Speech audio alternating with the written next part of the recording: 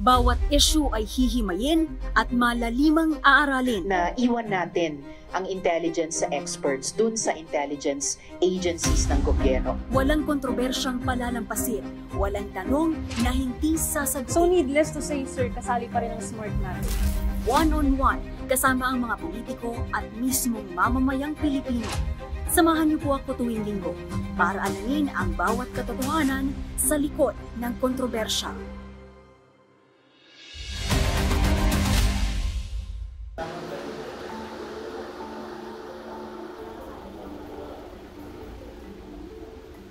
Isang panibagong administrasyon sa ilalim ng mga bagong lider sa barangay ang masasaksihan sa susunod na 2 taon. Bago dahil ang ilang barangay, mga bagong mukha na ang iniluklok sa pwesto. Pero meron din namang ilang mga komunidad na kakikitaan ng parehong mga muka, mga muling pinagkatiwalaan ng kanilang mga nasasakupan. Ang extended na termino para sa kanila, madaragdagan pa pala dahil sa muling pagkakaluklok sa kanila sa pwesto. Ganito ang sitwasyon sa isang barangay sa lungsod ng Makati dahil ayon sa kakaalis lang sa pwesto na kanilang barangay chairman, karamihan sa mga bagong opisyal ay mga dati ng mga miyembro ng kanilang konseho. Ang aking tinutukoy ay Barangay Bangkal sa Makati kung saan tila hindi makikita ang pangalan o muka ng kanilang dating kapitan. Walang nakapaskil sa mga haligi ng barangay hall at wala rin sa loob mismo ng opisina ng dating punong barangay. Pero sa loob nito ay makikita ang mga figurine ng sikat na video game character na si Mario. Gaya ng pinagmulan nitong game series na Super Mario, tila superhero din ang tingin ng mga residente sa dating barangay captain. Wala man ang kanyang pangalan, ang mga figurine naman na ito ang nagsisilbing parte ng kanyang identidad. Ang dating barangay captain kasi ay kinikilala bilang si Mario Montanes. Kaya naman tila trademark na ang karakter na si Mario pagdating sa kanyang pagkakakilanlan. Masasabing kabisado na ni Montanes ang kalakaran sa Barangay Bangkal dahil lahat ng posisyon sa Barangay Council simula sa pagiging kagawad ng Sangguniang Kabataan hanggang sa pagiging SK Chairman, Barangay Kagawad, Barangay Secretary at Treasurer, hanggang sa pagsisilbi bilang punong barangay. Lahat ito napagdaanan na ni Montanes. At mula nga sa pamumuno bilang punong barangay ng 5 taon, ipagpapatuloy niya ang pag-upo sa pwesto, hindi na bilang barangay captain, kundi bilang barangay kagawad. At ayon sa kanya, ang mga bagong uupo ngayon sa pwesto sa kanilang sangguniang barangay ay mga parehong mukha rin na dati nang iniluklok sa pwesto ng mga residente. Ang Barangay Bangkalang ikalawa sa may pinakamalaking populasyon dito sa unang distrito ng Makati. Sumunod po ito sa Barangay Pio del Pilar at ang nasasakupan nito nasa mahigit 21,000 mga residente. Nakapanayam ko si Kagawad Montanes at aking kinamusta ang naging panunungkulan ng kakaalis lang na sangguniang barangay na kanyang pinamunuan. At pagkukwento niya, isa sa mga pinakatumatak sa kanyang termino ay ang online system sa Barangay Bangkal na kanyang sinimulan. Kung sa maraming barangay, minsan pahirapan ang pagkuha ng mga dokumento. Sa Barangay Bangkal, isang click lang ay nakapila na agad ang iyong request. Ni hindi mo na nga raw kailangan pang pumunta mismo sa barangay para lamang mag-request ng kailangan mong dokumento. We implemented the Bangkal online system na kung saan aming dinigitalize ang aming mga datos upang makapagbigay ng mas mabilis na mga dokumento at pangangailangan para sa aming mga kababayan. Dito sa Barangay Bangkal, pwede ka makakuha ng inyong mga certificate na sa inyong bahay lamang gamit ang inyong pong telepono. Nagbibigay po kami ng link para makapag-apply. Naging very useful ito during the pandemic sa kanilang pagkuha ng quarantine passes, travel authorities, LSIs at application ng mga ayuda. Ipinagmamalaki rin ng dating barangay captain na isa sila sa mga nagpasimula ng zero waste movement kung saan kanilang sinigurong hindi polusyon ang dulot ng mga patapon ng gamit o ang mga basura ng mga residente. Pinagmamalaki namin na dito sa aming barangay, nag-start kami ng zero waste movement na kung saan it's a holistic approach ng pagbabawas ng mga kagamitan at nag-focus din kami sa house-to-house collection ng plastic upang maiwas na mapunta ito sa aming mga kanal at sa ilog. after 3 years of its implementation, nakakuha na kami ng 10 tons o 700,000 plastics na na-save namin. At ito ay naibigay namin sa simbahan na aming kapartner na kinukuha naman ng plastic bag. Sila ay binabayaran.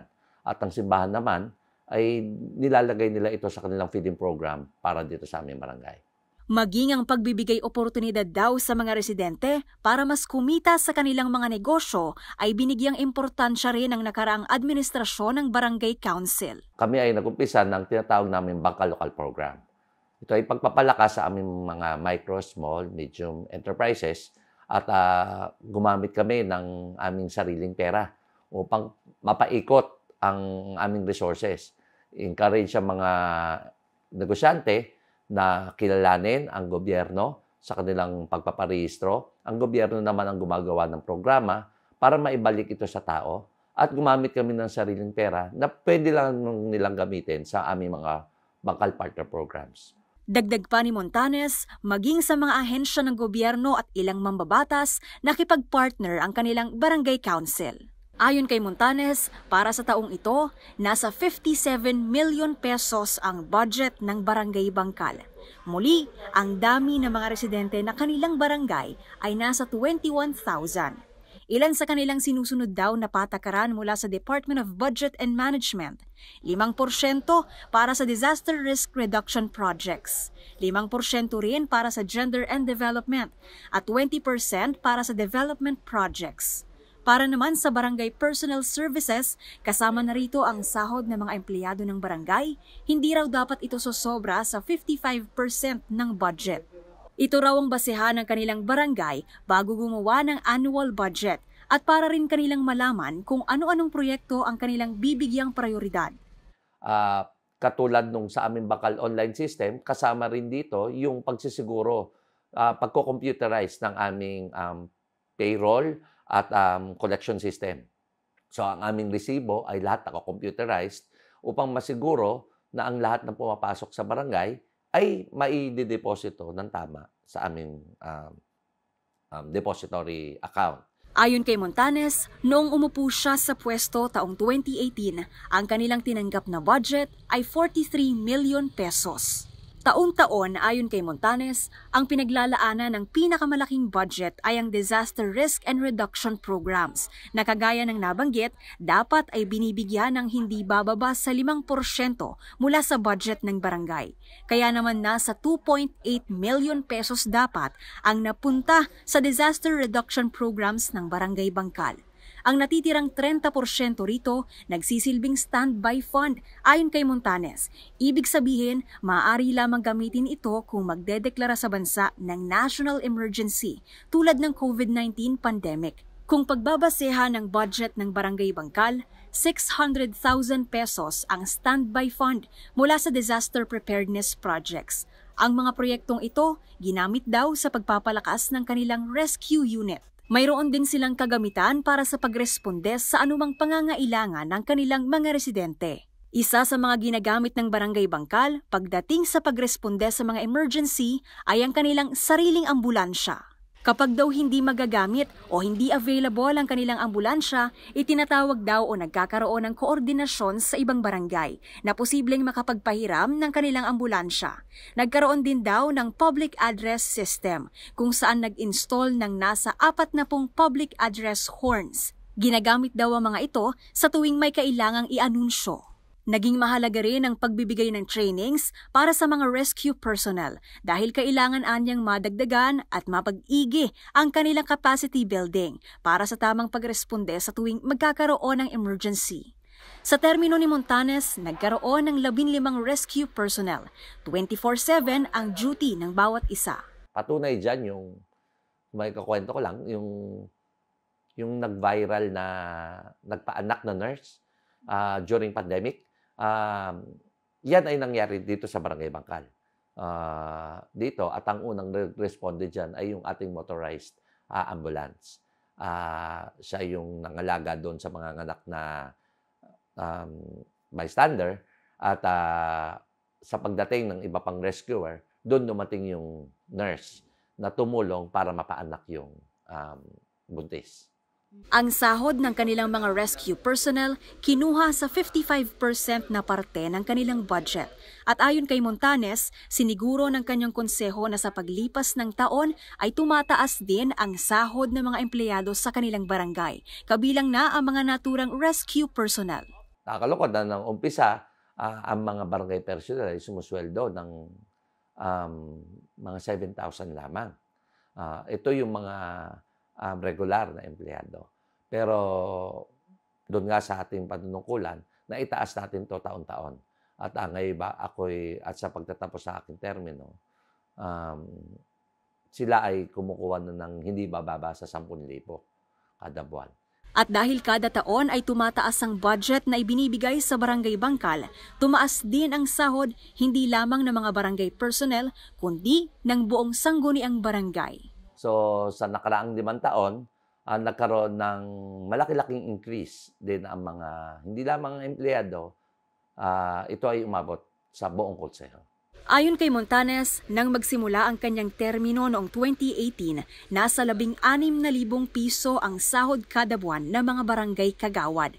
Pero sa pagtatapos ng kanyang termino, nasa 23,000 pesos na ang naging honorarium ng mga barangay kagawad. Ang naging honorarium naman mismo ni Montanes bilang barangay captain ay 22,000 noong 2018. Nang matapos ang kanyang termino, nasa 32,000 na ang kanyang honorarium. Maliban sa honorarium ay may tinatamasa ring mga benepisyo ang mga opisyal ng barangay.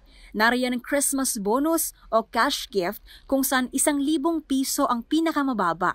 Insurance coverage para sa temporary o permanent disability, double indemnity, accident insurance at death at burial benefits. Mayroon din silang free medical care sa anumang government hospital. At kung sakaling makonfine sa isang pribadong ospital, hindi hihigit sa 5,000 piso ang maaaring kunin sa budget ng barangay. Libreng tuition at matriculation fees para sa legitimate dependent children. Civil service eligibility base sa tagal ng kanilang pagsiserbisyo sa barangay.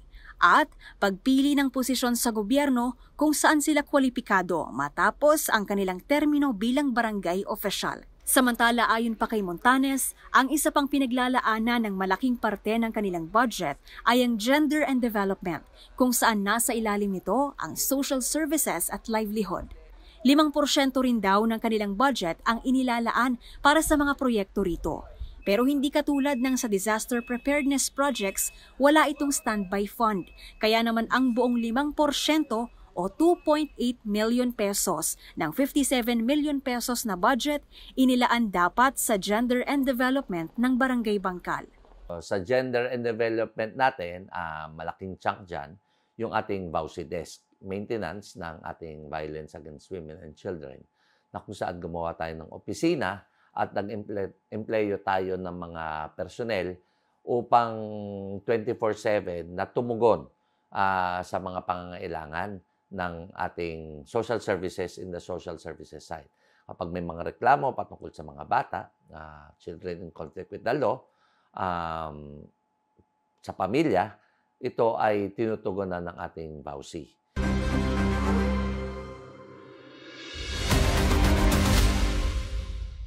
Nang tanungin ko si Montanes kung paanong mas napabuti ang kalagayan ng Barangay Bangkal sa kanyang termino ng 5 taon, bukod daw sa napataas ng konseho ang sahod ng mga empleyado ng barangay, nadagdagan din daw ang mga kagamitan ng kanilang barangay na naging malaking tulong sa kabuhayan ng mga residente.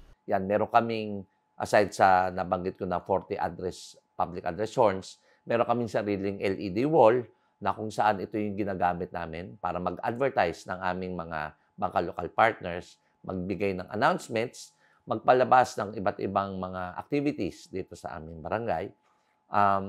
Meron din kaming mga zero waste programs na green movement. So kami lang sa buong Makati ang merong e-trikes na aming ginagamit na paikot-ikot dito sa aming barangay. Ito ay electric-based, hindi ko magamit ng gasolina, so nakakatulong sa pagbabawas din ng carbon emissions. Kami rin ay nag-implement more than 100 solar lights na ang aming nailagay dito sa aming barangay, nailagay sa mga areas na hindi pa nalalagyan ng syudad Isa raw sa naging patuloy na hamon hanggang sa matapos ang termino ng konseho ni Montanes ay ang kaayusan at kapayapaan. Pero karamihan daw sa kanilang mga nahuhuli ay hindi naman galing sa kanilang barangay. Sa aming assessment, malaking patuloy na challenge dito sa aming barangay is the peace and order and cleanliness.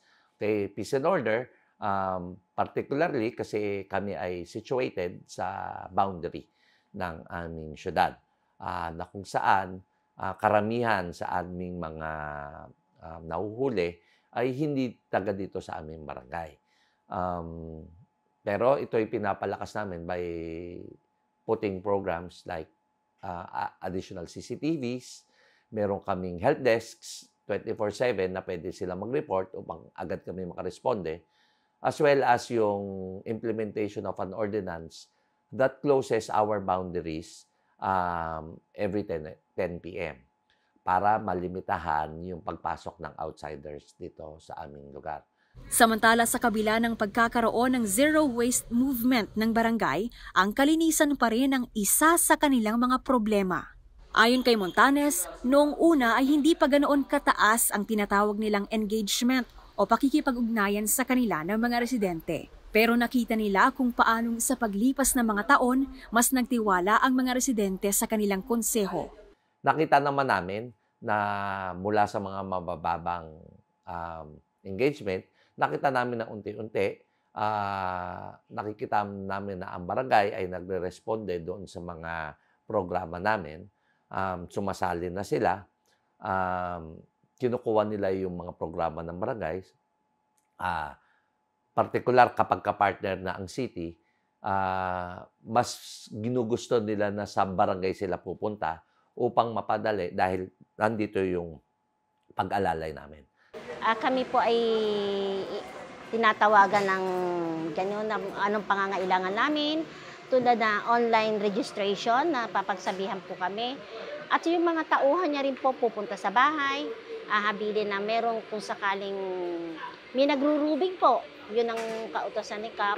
Tapos tungkol po dun sa serbisyo, hindi na po namin kailangan pumunta rito sa barangay kung meron kami kailangan. Magre-register kami dun sa bangkal official, _official, doon na po kami magre-register tulad po ng barangay clearance, mga certification na nakakailangan namin, nakakakuha na po kami. Ang pagpunta na lang po namin dito for pick up na po.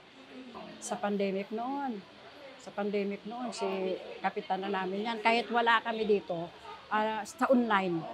Online talaga, kahit lahat ng mga trabaho, lahat ng gawain, lahat ng mga, di ba, sarado mga natin, offices, lahat na hindi nawawala yun sa amin kasi may online, ginawa ni Kap yun. Nakakausap niya kami through online, tapos video call niyan kami niyan, tapos kahit fiesta, sarado niyan. Tuloy ang fiesta sa online din lahat. Palaro, tulong, paanong mga kasi ang kasamahan ni Kap dito, mga kagawad, talagang 24/7 yun. Ginagawa nila. Kaya yun, lahat ka namin papasalamat. Ultimatum yun talaga, walang isang tawag dyan, nakaagad dyan. Very good service talaga. Ang dami naman nilang projects. And now, our drainage is being, they are cleaning it. And then it will be, it has been, they're digging it now and to have it, yes, now. Kaya actually, it's dirty, the streets. Sa naging ekstensyon ng barangay and SK elections, ayon kay Montanes, marami sa mga programa ng sangguniang barangay ang hindi anya natupad dahil sa unang 2 taon ng pandemya sa bansa. Pero paliwanag pa nito, naging pasanin para sa ilang mga kababayan natin ang panunungkulan ng kanilang barangay council na hindi nagpakita ng karampatang serbisyo para sa mga nasasakupan nito. Sa mga barangays na nakita nung panahon ng pandemya, na ang kanilang kawalan ng kakayahan upang pamunuan ng kanilang barangay, laging pasanin ito lalo para sa mga taga-barangay. So makikita natin na nitong nakaraang eleksyon, marami pa rin ang nagsilbi na pinagkatiwalaan ng mga karesidente. Ito ay patunay na noong panahon ng pandemya sila ay naasahan. At meron din naman mga opisyales na bagamat hinain nila yung kanilang sarili, ay hindi na sila ibinoto muli. Siguro ito, ang senyales na ito ay nung panahon na kung saan sila ay kinakailangan, hindi sila pumasok doon sa pamantayan ng mga residente. Pero ayon kay Montanes, walang negatibong naidulot sa kanilang barangay ang pag-e-extend ng eleksyon dahil ang development plan na kanilang sinundan para sa pagpapatupad ng mga proyekto ay nakabase naman daw at inilatag para sa 5 taong panunungkulan ng mga barangay official. Sa akin kasi, medyo matagal na ako sa barangay. I've served the barangay for 22 years. And it's not the first time na na-extend kasi ang barangay elections. So, remember, noong 2013, it was also extended to 5 years, noong 2018. Particularly, ako, hindi siya masyadong nakaka-apekto. Wala siya masyadong negatibong implikasyon para sa mga overall in a resident. Kasi, kung ibabate mo siya sa plano, ang particular na barangay development plan is a 5-year plan. So, kung ito yung itinatakda ng batas na gumawa ka ng plano base sa 5 taong pamamahala. Kung ito yung pagbabasihan natin, hindi magkakaroon ng negatibong epekto ang pag-i-extend nito to 5 years. So, sa aking pananaw lamang, sa isang partikular na walang masyadong malaking epekto ang pag-i-extend ng 3 years to 5 years. Pero giit ng dating punong barangay, negatibo ang epekto nito para sa mga residenteng matagal nang inaasam ang pagbabago sa kanilang barangay. Sa mga residente na naghahangad ng pagbabago, laging nandun ang negatibong impact nito. Sa mga residente na gusto ng regularity, di ba? Lagi nila questionin ang anumang pagbabago na itinatakda, lalo na ng batas. Syempre sa mga taong naghahangad na ilahok ang kanilang sarili at maging parte ng isang konseho, dito rin normal na iisipin nila na hindi ito makakaganda sa ating lipunan.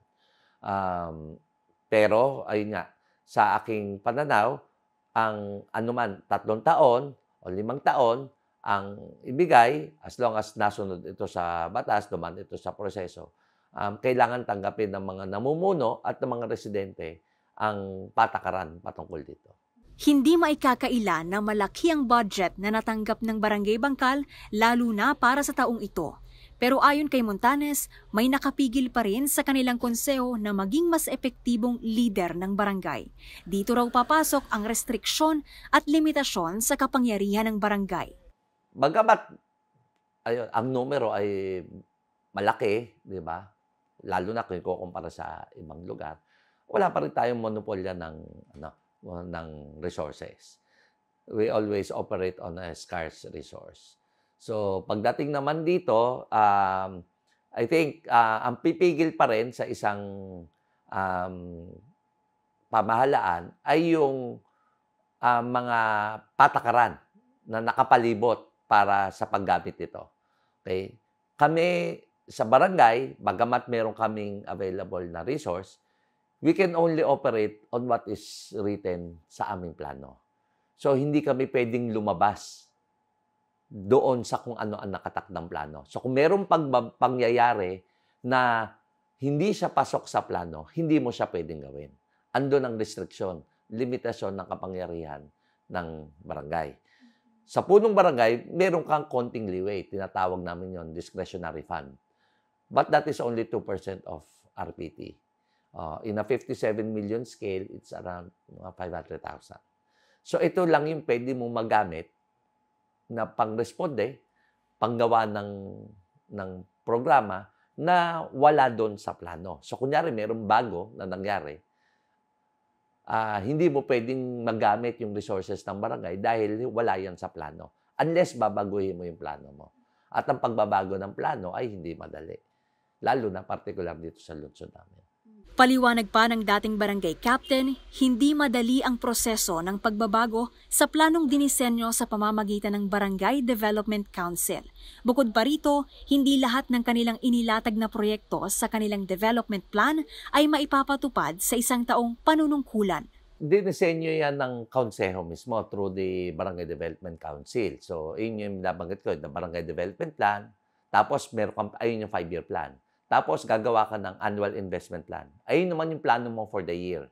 Parang listahan mo ng mga proyekto na kinuha mo sa development plan, ilalagay mo sa 1 year. So, kunyari, meron kang 100 gustong projects. Sa isang taon, 50 lang yung ma-implement mo. At kapag nagkaroon ka na ng estimate na budget, doon ka gagawa ng annual budget. So kunyari, doon sa 50 listahan mo na pagpipilian mo sa taon na to, 30 lang yung ma-implement mo dahil ito lang ang pera mo. So, ito lang yung 30 lang ang pwede mong gamitin. Pagka may nangyari na wala doon sa 30 o wala doon sa 50, hindi mo siya pwedeng gawin. Kaya doon ka lagi makakarinig ng cliche na, ay wala tayong budget dyan. Ibig sabihin, hindi nag-i-exist yung budget, hindi nag-i-exist yung proyekto doon sa planong nakalista. Yun yung limitasyon kasi ng barangay. Ayon pa kay Montanes, masasabing metikuloso raw ang pagre-review ng lokal na pamahalaan ng Makati pagdating sa kanilang mga papeles na hindi naman daw kasama sa guidelines ng Local Government Code. Bigyan lang ng kasanayan ang mga konseho ng tamang proseso ng pagsasagawa nito at padaliin ang proseso ng pagsasagawa nito. Kasi hindi iba-iba Nagiging iba-iba yung, bagamat meron kang isang template, yung pag-i-implement nito at pagbabago nito ay nag-iiba-iba base sa syudad. So, merong syudad na madali, merong syudad na mahirap. So, medyo, metikuloso dito. So, nabanggit ko nga sa'yo, ganyan kapal yung aming budget. So, medyo mahirap. Ano yung nagkukos ng difficulty? Dahil may mga, yung review ang medyo nagbibigay ng difficulty sa amin. Nire-review po ng LGU? Ng LGU, yan. Ayun yung medyo nagtatagal sa amin dahil gumawa sila ng isang ordinansa na kung saan kailangan dumaan sa isang metikulosong review yung aming mga papeles kahit hindi ito nakasaad doon sa general guidelines ng DBM.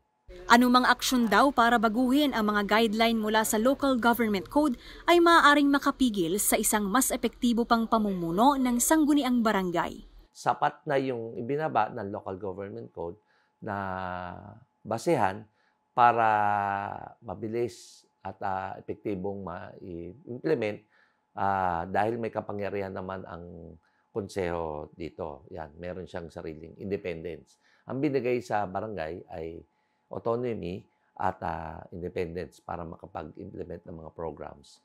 At sapat na sa akin, sa personal kong perspektibo, ang kanilang batayan sa pagpapatupad nito. So, anumang hakbang para pahabain ito ay magiging hindrance upang mapatupad ng isang barangay at maka-adjust.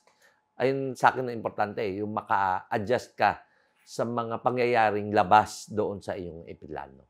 Paliwanag ni Montanes, may mga pagkakataon daw kasi na natatagalan ang pagre-review ng Makati LGU sa ilang mga proyektong gusto nilang ipatupad o sa ilang pagbabago na gusto nilang maimplementa base sa planong nakalatag para sa barangay.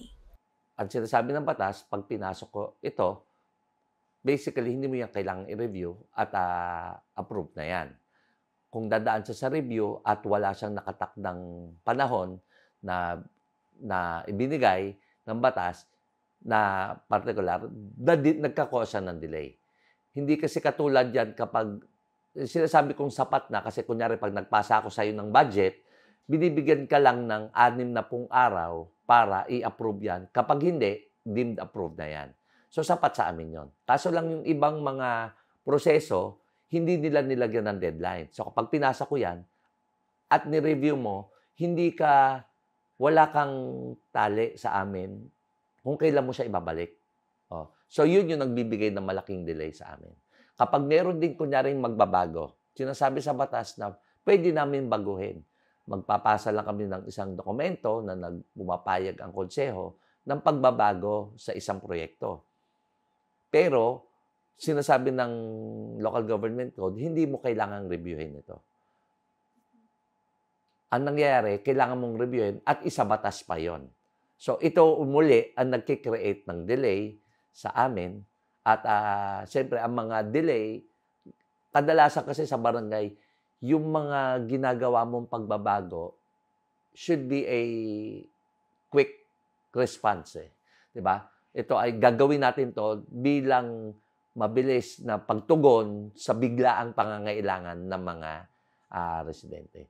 So, sa ganung paraan, ang kadalasan, muli, sa experience ko bilang punong barangay, wala kang nagagawa, hindi mo mababago yung plano, kundi ang mangyayari sa'yo, doon ka lang kukuha doon sa discretionary fund mo. Na, siyempre, over time, mauubos ito. May mga pagkakataon daw na napipilitan na silang palitan ng isang proyekto dahil lang sa hindi ito pumasa sa review ng Makati LGU. At maraming proyekto na rin daw ang hindi naipatupad dahil sa mga delay na dulot ng napahabang panahon ng pagre-review ng lokal na pamahalaan.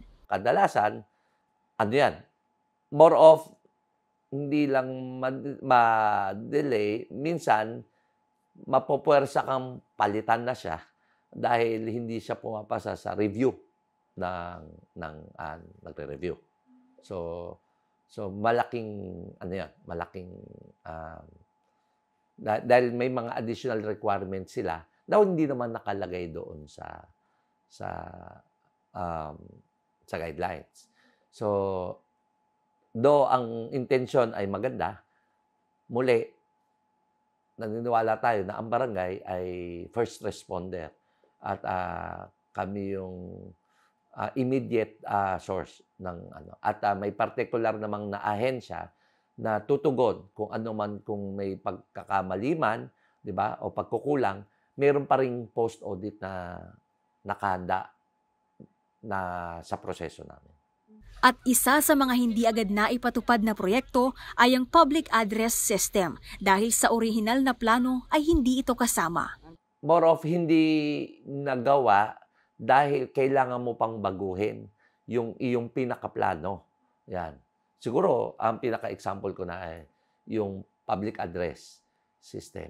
Yung public address system during the pandemic, isa ito sa konsepto namin na tingin namin malaking bagay dahil napakadaming announcements na pinapaalala. Diba? Paalala na bawal lumabas, bawal mag-face, diba? Dapat mag-face mask, mag-social distancing.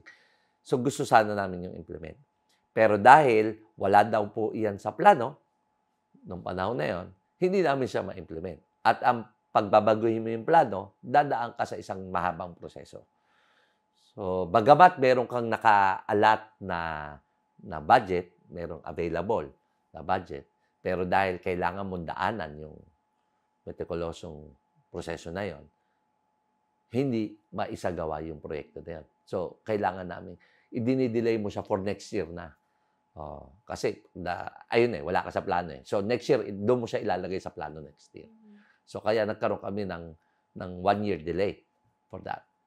Na-implement namin siya 2021 na. So, noong 2020, hindi pa horns, yung roving. Yung mga nag-a-announce, naka-megaphone. Pero, noong 2021, during yung mga ECQs, MECQs, doon kami nakapag-umpisa ng, dahil pinasok namin siya sa plano, dinaanan sa proseso. So, then, from 2021, 2022, 2023, we did it in batches. Kasi mahal siya eh. Bukod pa rito, naging hamon din para sa Konseho ni Montanes ang limitasyon ng barangay pagdating sa parusang ipinapataw sa mga nagdudulot ng komosyon o kaguluhan. Bagamat nandyan ang ordinansa, ang implementasyon at pagpaparusa sa mga taong nauhol din dito ang nagiging challenge sa barangay. Lalong-lalo na pagka in terms of fines. Siguro naging challenge sa amin at yon ang kailangang matugunan, yung proper implementation at imposition of fines. Kasi sa barangay, particular dito sa barangay na to, iilan lamang ang may kakayahan, yung may kapasidad mag-issue ng ordinance violation receipts. Yan, katulad na, kunyari curfew. Kapag may curfew, nagbigay ng curfew, manghuhuli ang barangay pero hindi niya kayang i-fine. Kasi hindi siya pwede mag-issue ng ordinance violation receipt dahil ang pwede mag-issue lang nito yung mga deputized na nanggagaling sa city. So, kunyari, meron kang magtapon ng basura, huli siya ng barangay. Pag hinuli siya ng barangay, dadalhin siya rito, implement siya rito. Pero hindi mo siya mapafinan dahil hindi ka pwede magbigay ng violation receipts. So, siguro, yun yung trust na dapat nagawan madala ng mga susunod na konseho na siguraduhin na mayroong mga tao na may kakayahan, hindi lamang i-implement yung ordinansa, kundi siguraduhin na kung ano yung nakatakda sa ordinansa ay maibigay ito. Pagdating naman sa pagsisigurong nagagastos ng tama ang kanilang budget, regular naman anya ang auditing sa Barangay Bangkal. Dito naman sa aming syudad, regular na kaming chine-check at meron kaming year-end inventories. Regular meaning, sir, every month yan?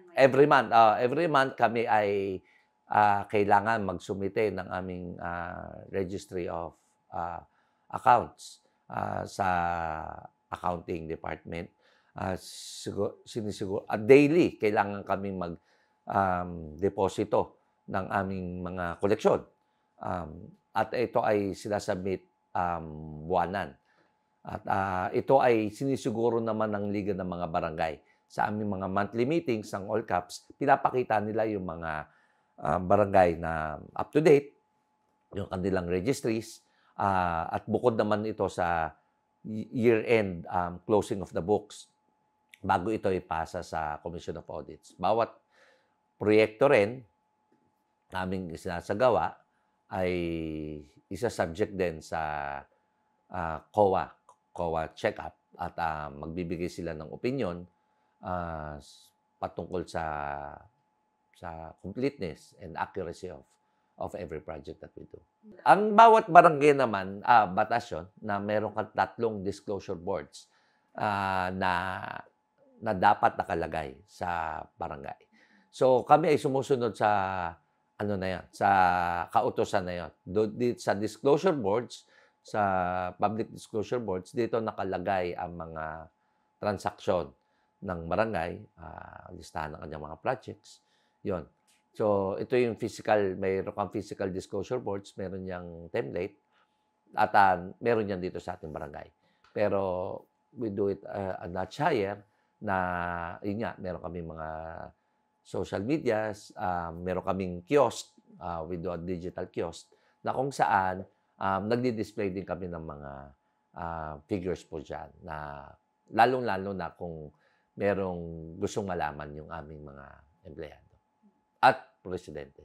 Kung transparency naman daw sa kanilang mga nasasakupan ang pag-uusapan, ginamit anya ng konseho ang teknolohiya upang maipaalam sa mga residente kung saan napupunta ang budget ng barangay.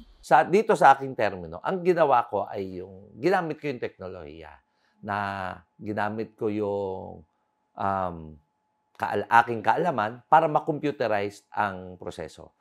Na instead na ang resibo ay sinusulat de kamay, gamitin natin ang teknolohiya, i-computerize natin ito. Dito malalaman natin at sigurado nating magtatali ang mga figures mo at ang hawak din ng mga tao, masisiguro rin ng mga tao na kapag meron silang hawak na resibo na ganito, yung kanilang kumpiyansa sa gobyerno ay alam nilang tataas.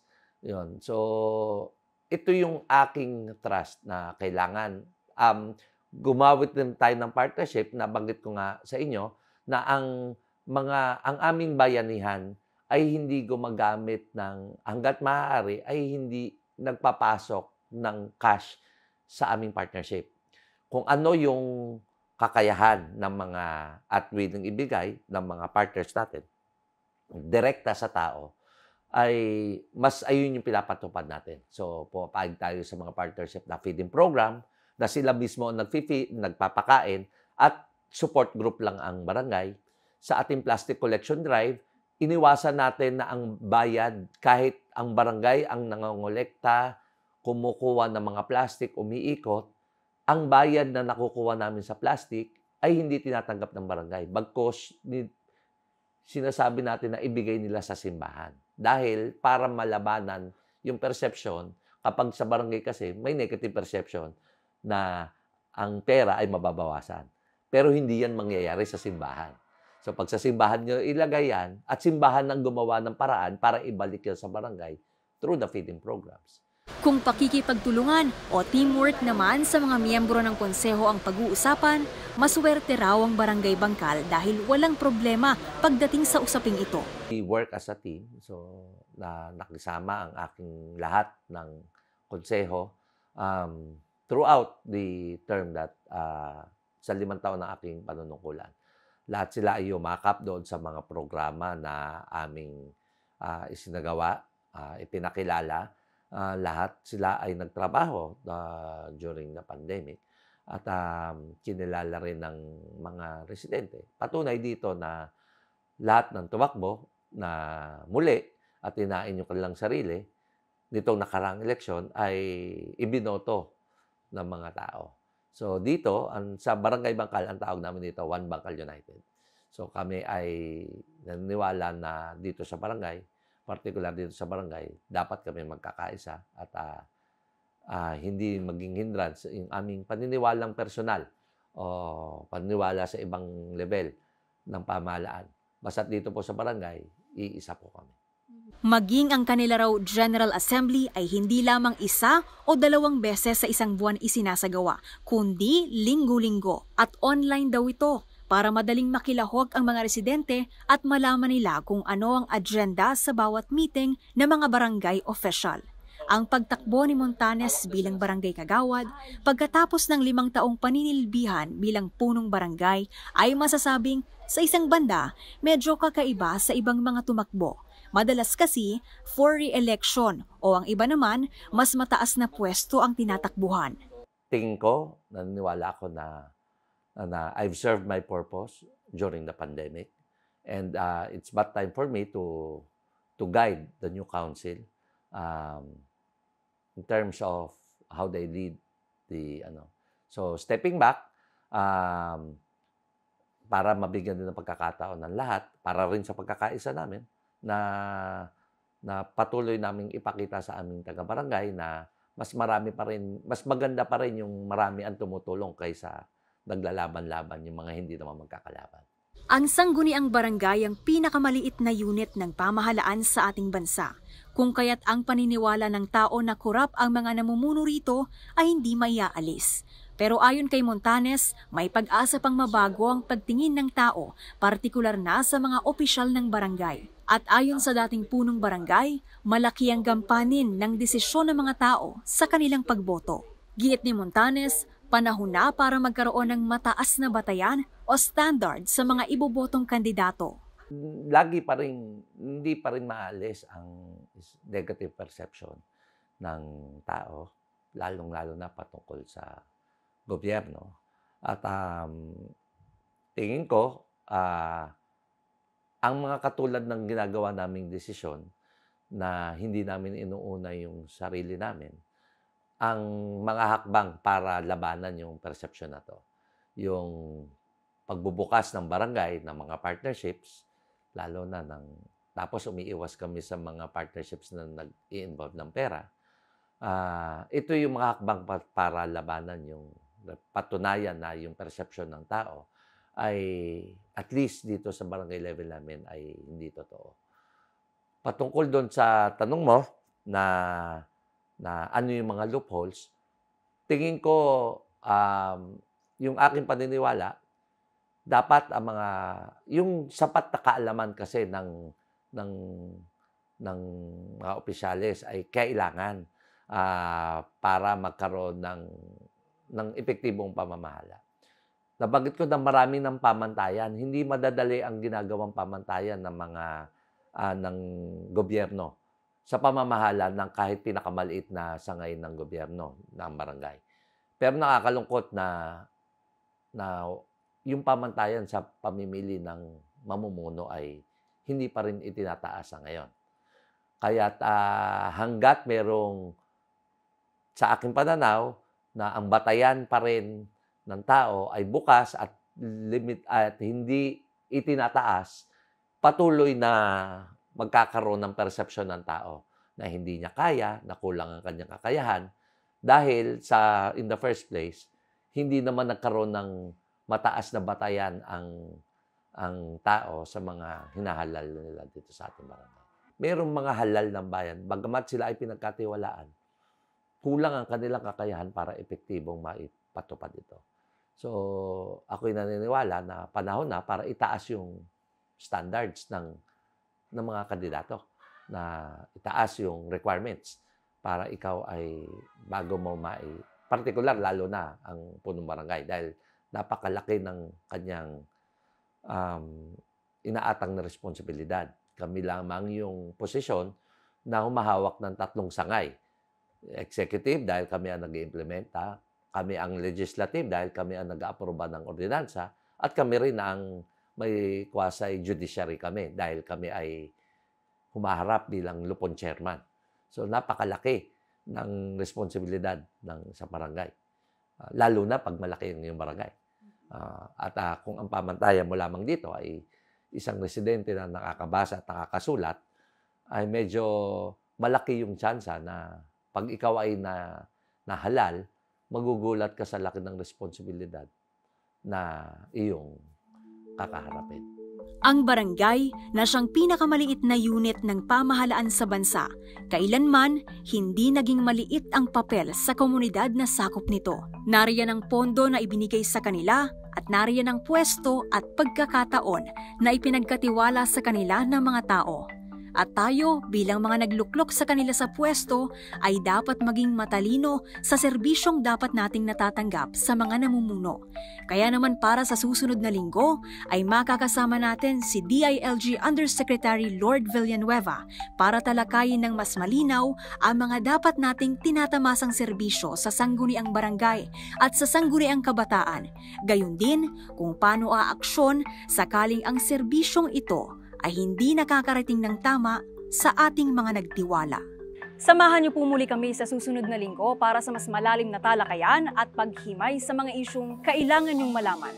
Ako si Pamela Adriano, ating siyasatin ng katotohanan sa likod ng kontrobersya.